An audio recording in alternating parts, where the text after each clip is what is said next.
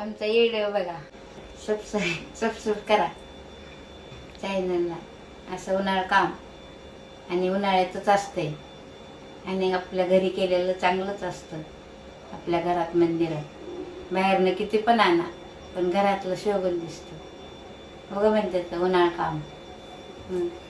बाहेरचं तर किती बी येते, पण घरात जरा चांगला दिसतो आपल्या घरात मंदिरात.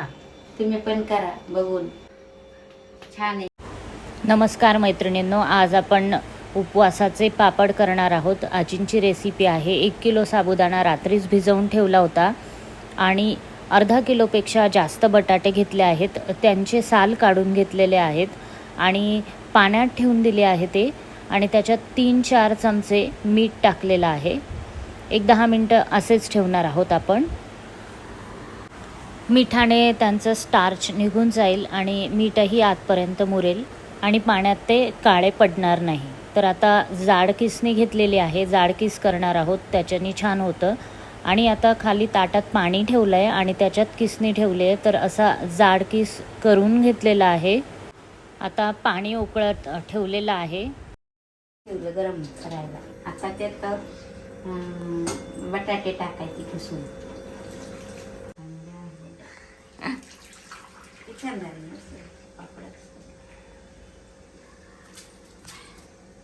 याप्रमाणे पाणी उकळल्यावर सर्व जाड किस यात टाकून दिलेलं आहे.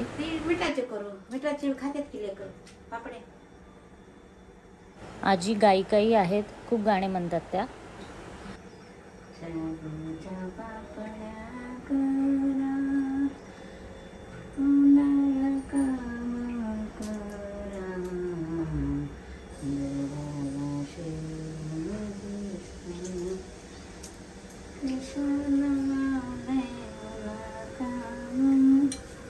आमची पल्लवी विडे करते बाई.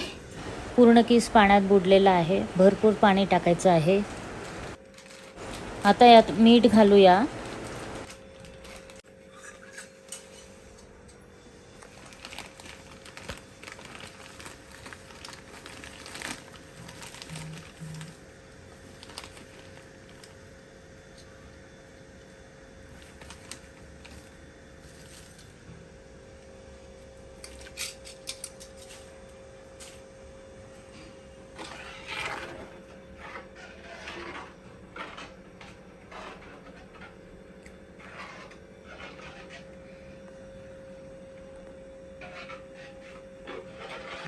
जिरे एवढं टाक. आता एका मोठ्या चमच्यात जिरे घेतले, ते टाकत आहोत. पाणी, बटाट्याचा किस टाकला, मीठ टाकलं, जिरे टाकले. आता उकळलं की शाबू टाकायचा. काय कसली रेसिपी? शेवदाणा पळी पापड्या टाकायचे. आता मेन कागदावर जाऊन छोटे छोटे छोटे छोटे टाकायचे. छान उकळतंय. हा, उकळायला लागले मग सुगंध मस्त येतोय. जिरीचा हेच होतो चपाती. तर काय कर, मेन कागदावर तसेच घडी घालून ठेवा कागदावर.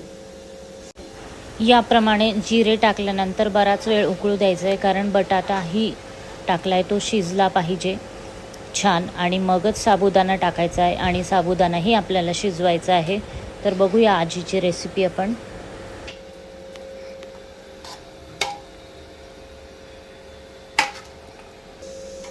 तिखट ते काय होतंय, पापडी तळल्यावर खायला लागलं ना ठसका लागतो, म्हणून असं टाकते. म्हणून मीठ टाकलंय, म्हणून नाही टाकलं, म्हणून तिखट नाही टाकलं असं वाटते. असं माझं मत आहे. तुम्हाला टाकायचं असलं तर टाका. लेकरं मिठाचे बी खाते.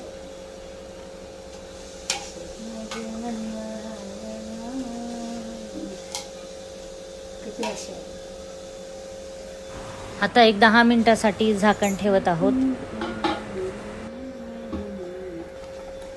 हलवत हे हलवायचंय मग.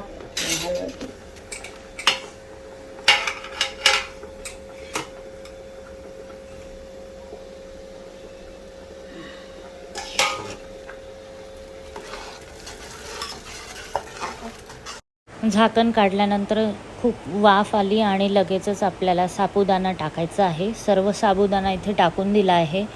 साबुदाणा टाकत्या वेळेस एकच जणाने हलवणं गरजेचं असतं, म्हणजे त्यात गिठोळ्या होणार नाही, म्हणून हलवायचं आहे जोपर्यंत साबुदाणा टाकला जात नाही तोपर्यंत.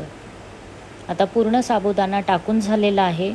साबुदाणा शिजण्यासाठी पाण्याची आवश्यकता असते आणि आपल्याला हे खूप घट्ट करायचे नाही आहेत, म्हणून थोडं पातळ करणार आहोत, थोडं पाणी टाकणार आहोत आणि याप्रमाणे अशा घोटणीने घोटून घेत आहोत, जेणेकरून ते छान मिक्स होईल, एकजीव होईल. आणि त्यानंतर आता थोडंसं पाणी पण टाकत आहोत साबुदाणा शिजण्यासाठी. सुगंध खूपच सुंदर येत आहे. जिऱ्याचा, मिठाचा आणि साबुदाण्याचा तो एकत्र सुगंध खूप जास्त सुंदर येतोय.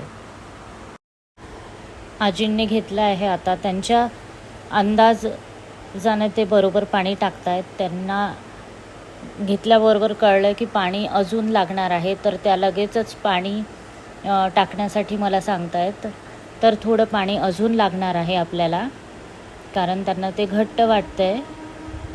ते म्हणतात की जेव्हा आपण हलवतो, कालवतो तेव्हा कळतं, त्याच्यामुळे पाणी भरपूर टाकलं जातं आहे, कारण शिजणं आवश्यक आहे.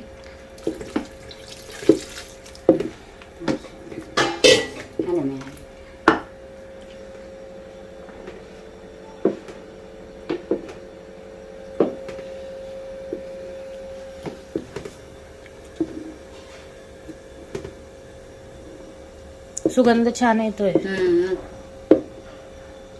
आजीबाई हुशार.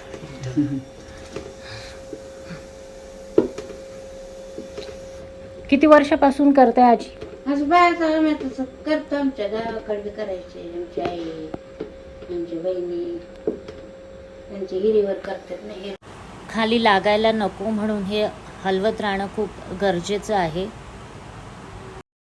ते कसं कलर बदलायचं ना, मग असं कमी झाली की थोडं थोडं टाकायचं. शाबू शिजावं लागतं ना, नाही तर मग पिटाळला म्हणून पाणी टाकायचं. पाणी टाकायचं, पापडे छान होते. किती पाणी खाल्लं, पातीला वर झालं की पाणी. मला कलर बदलायला, कलर बदलायला पाहिजे, ट्रान्सपरंट व्हायला पाहिजे. एवढं आपल्याला पाणी लागतं. थोडंसं अजून टाकणार आहे आजी. बटाटे शिजतात ना, बटाटे पण शिजतात त्यातले, म्हणून टाकायचं. ते किस दिसतो ना वाळल्यावर, असं वाकड्या तिकड्या. जाड टाकला म्हणजे पापडीवर दिसावा आणि तळल्यावर पण दिसते.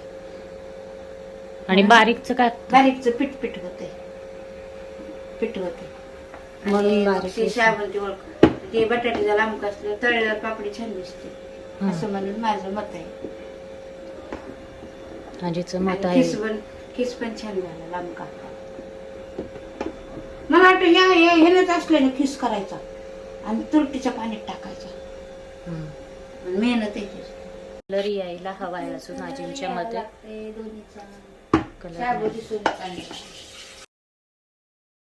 पांढरा साबुदाणा दिसायला नकोय, ट्रान्सपरंट व्हायला हवाय, म्हणजे कलर आला असं म्हणतायत त्या. आणि मगच आपल्याला करायचं आहे.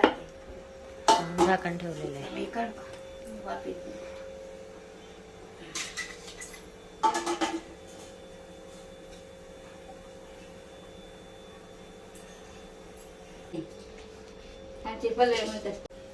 झालं काय समजायचं आजी? की आता बटाटा टाकला ना खिस, म्हणून ते पांढरं दिसतंय. आणि असं असलं तर कलर वाली होतो, दिसतो. आता मस्त झाला एक जीव सगळा.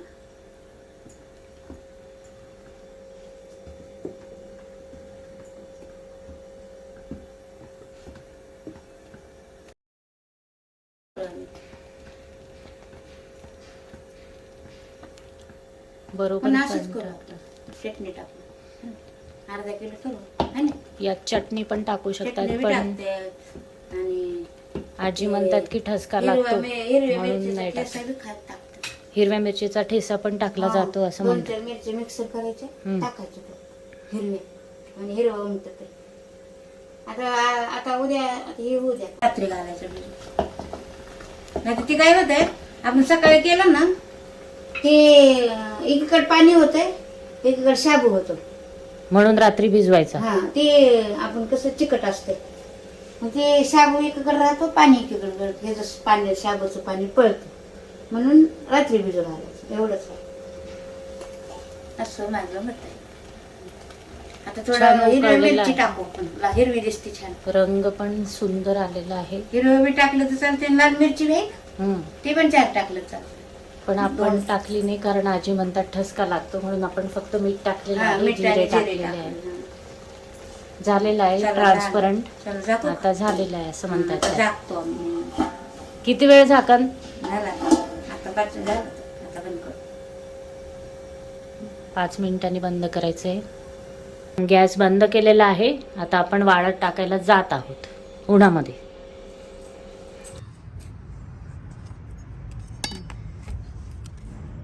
यातून एक पूर्ण एक पळीचा करतोय आम्ही, एक एक करा.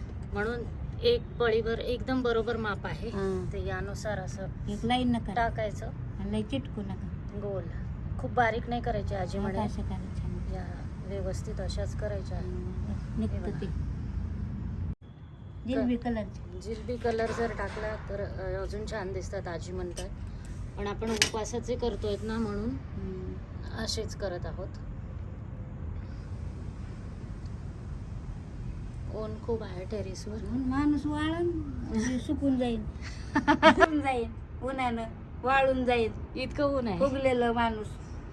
मग खूप सुंदर पळी पापड झालेले आहेत हे उपवासाचे. 1 किलो साबुदाणा होता आणि अर्धा किलोपेक्षा जास्त बटाटे घेतले आहे. जाडकीस करून मग आम्ही त्यात टाकला आहे बटाटा, आणि खूप सुंदर हे पापड झाले आहेत. आता वाळवण्यासाठी ठेवले आहेत. वाळल्यावरही मी दाखवणार आहे, आणि तळून पण कसे झाले तेही आपण बघणार आहोत. टेस्ट खूपच सुंदर झालेली आहे. आजींचे हे व्लॉग्स तुम्हाला कसे वाटतात जरूर कळवा. ही सगळ्या आजींच्या रेसिपी आहेत. आता हे दुसऱ्या दिवशी पुन्हा वाळत टाकलेले आहेत, आणि आता हे पूर्ण वाळलेले आहेत छान. आता तळून घेऊया आपण. खूप सुंदर फुललेले आहेत, खूप छान झालेले आहेत, टेस्टी झालेले आहेत. तुम्हीही जरूर करून बघा आणि चॅनलला जरूर सबस्क्राईब करा.